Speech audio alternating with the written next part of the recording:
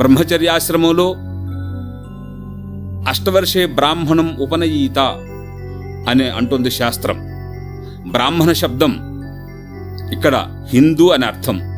అష్టవర్షమునందు ప్రతి హిందువుకి కూడా ఉపనయనం చేయమని చెప్తుంది వేదం. మనం ఇక్కడ ఎట్టి పరిస్థితుల్లో కూడా ప్రతి భారతీయులు, ప్రతి హిందువు కూడా ఎక్కడైతే బ్రాహ్మణ శబ్దం వస్తుందో అక్కడ భారతీయుడు అని అర్థం చేసుకోవాలి, హిందూ అని అర్థం చేసుకోవాలి దయయుంచి. కాబట్టి అష్టవర్షే బ్రాహ్మణం, 8వ సంవత్సరం ప్రతి హిందువుకు కూడా ఉపనయనం చెయ్యాలి. తమధ్యాపయీత, ఆయనకి వేదాన్ని అందించండి, వేదాన్ని చదివించండి. అంటే పూర్వం గురుకులాలు ఉండేవి కాబట్టి ఆ సమయంలో అది నడిచింది.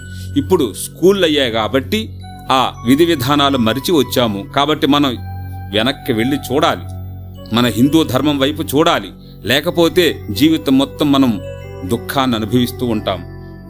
కాబట్టి ప్రతి ఒక్కరము కూడా బ్రహ్మచర్యాశ్రమంలో అంటే ఒక 25 సంవత్సరములు వేదాన్ని అధ్యయనం చేసి ధర్మాలను నేర్చుకొని మన గృహస్థాశ్రమానికి వచ్చి గృహస్థాశ్రమంలో కూడా తల్లిదండ్రులతో ఏ విధంగా ఉండాలి, బంధువులతో ఏ విధంగా ఉండాలని ధర్మాలన్నీ కూడా వేదం నేర్పిస్తుంది. కాబట్టి ఆ ధర్మాల్ని ఆచరించిన తర్వాత 50 సంవత్సరాల తర్వాత వానప్రస్థ ఆశ్రమానికి వెళ్ళి, ఎందుకంటే శాంతి కావాలి కాబట్టి ఇంట్లో ఉంటే ఎప్పుడు కూడా అశాంతే ఉంటుంది.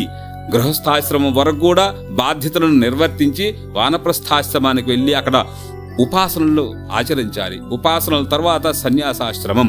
ఈ విధంగా బ్రహ్మచర్యము, గృహస్థము, వానప్రస్థము, సన్యాసాశ్రమము, ఈ 4 ఆశ్రమాలకి సంహిత, బ్రాహ్మణము, ఆరణ్యకము, ఉపనిషత్తులని 4 భాగాలను మనకు వేదమిచ్చింది. అంటే ఇవన్నీ కూడా మనం ఆచరించి తరించడానికి ధర్మార్థ కామ మోక్షేషు మోక్షః చతుర్విధః పురుషార్థః, పరమ పురుషార్థ మోక్షః.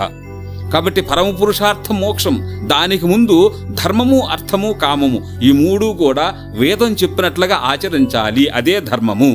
అగ్నిహోత్రం జుహుయాత్ అంటుంది వేదం.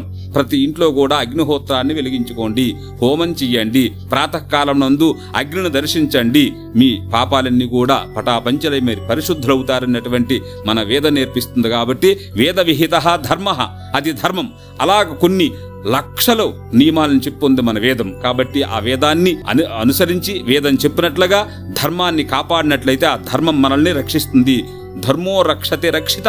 మనం ధర్మాన్ని రక్షించినట్లయితే ఆ ధర్మమే మనల్ని రక్షిస్తుంది. కాబట్టి ఈ విధంగా ధర్మంగా వెళుతూ అధర్మ వేద నిషిద్ధ అధర్మ, వేదం ఏదైతే నిషేధిస్తుందో అది అధర్మము.